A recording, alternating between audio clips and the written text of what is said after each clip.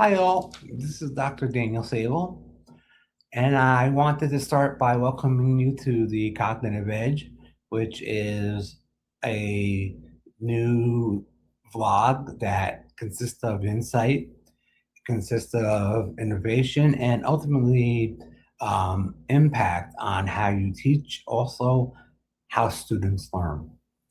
Today, I want to talk about a new topic, which is about edutainment. Ultimately, edutainment is the blending of education and entertainment. But before I get into that deeply, I just want to quickly say one thing. Tomorrow, we're going to have a very special guest, and the video will be posted up probably after 5 p.m. So I'm hoping that everybody will come back for a second time and watch the video with this special guest because I think it's going to be very valuable to many people. So let's just move on.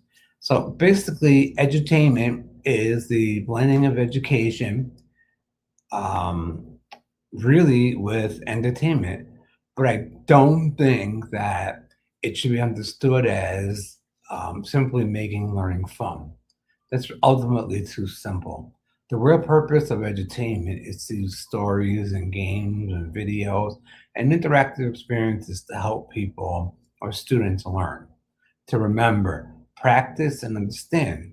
In other words, edutainment is not about turning the everyday classroom into a game show. It's really about engagement to open the door to learning. It's about making learning fun, but then also having that fun turn into something that students really can remember. So the key points here should serve the learning ultimately.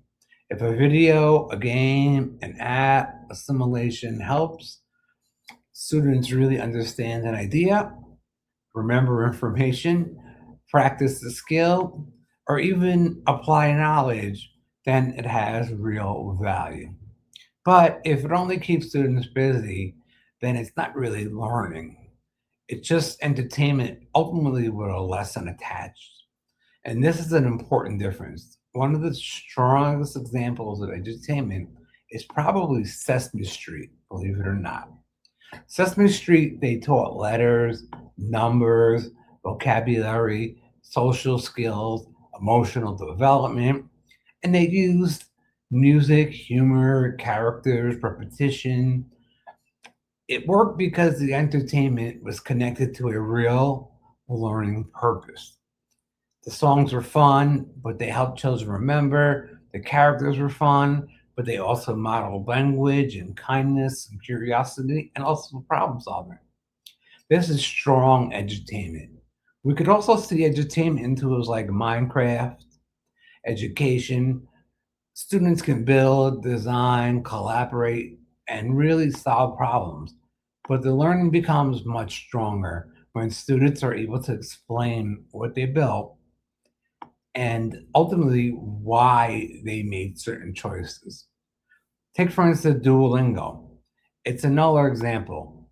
It uses points, streaks, reminders, and ultimately really short lessons to make language practice feel really more manageable. That could be ultimately helpful to your students.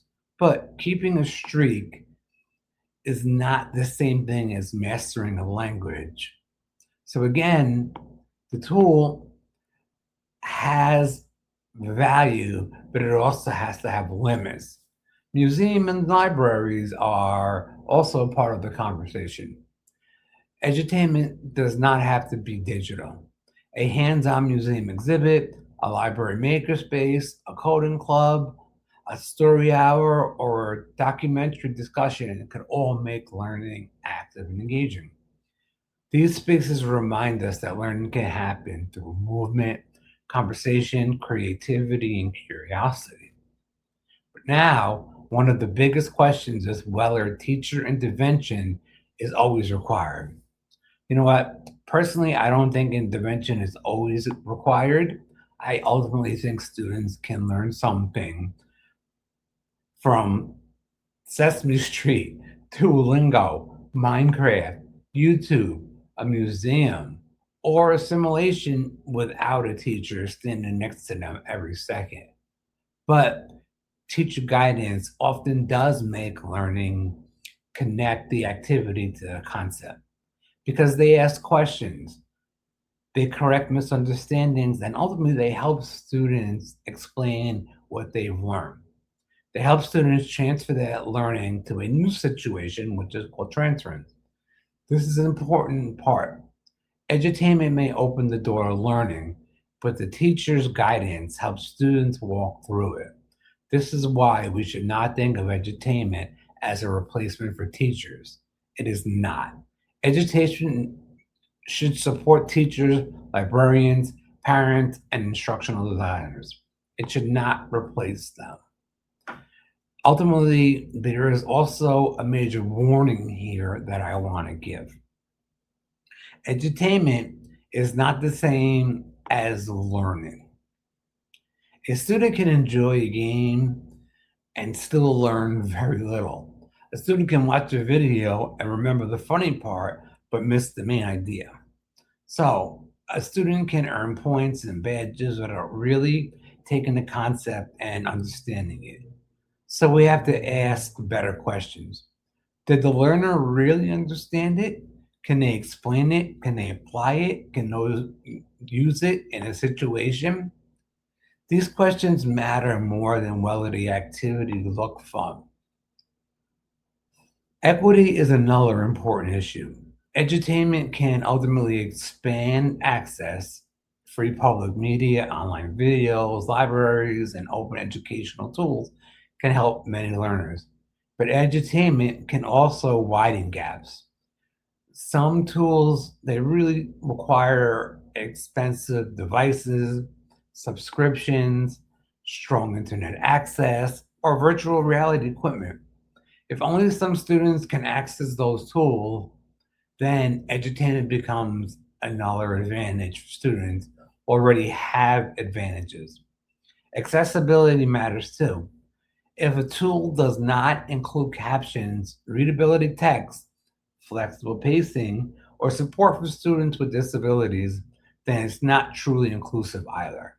Privacy, also a serious issue, and the information that edutainment tools collect or all this data can be very dangerous. So they must ultimately track students' answers, the time spent, progress, clicks, mistakes, and behavior patterns.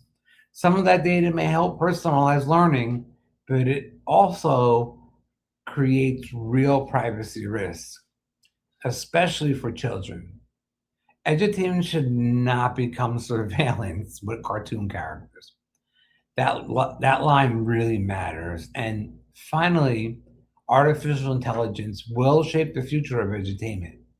AI can create personalized lessons, interactive stories, adaptive games, simulations, and virtual tutors. They could be very powerful, but AI can also make mistakes. It can collect data. It can give students the feeling that they understand something when they really do not.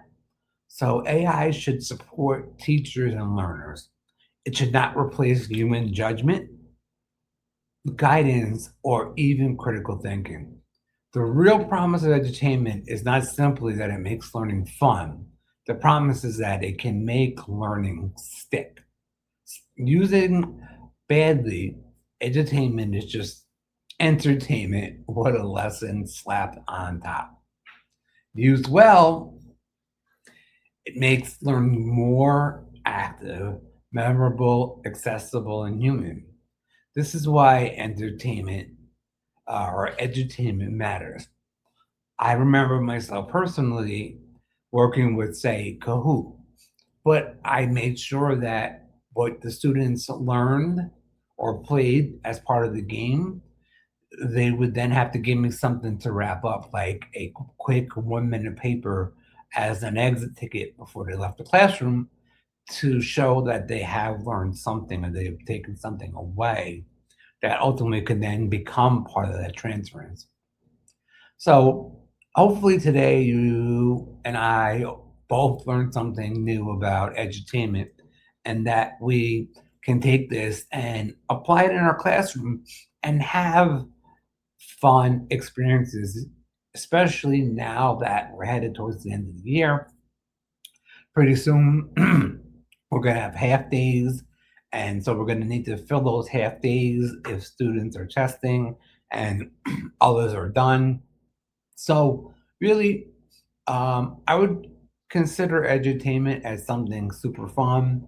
The kids enjoy it, and I'm always for um, education that's fun, but also that hooks itself around an idea or theory of learning that the students take away something new with. So hopefully you guys enjoyed this lesson. Not the biggest one you probably ever heard, but something that still needs to be talked about. So this is Dr. Daniel Sable signing out. I hope to see you guys tomorrow, and ultimately you will enjoy the guest. Thanks for watching. Talk to you soon. Bye bye.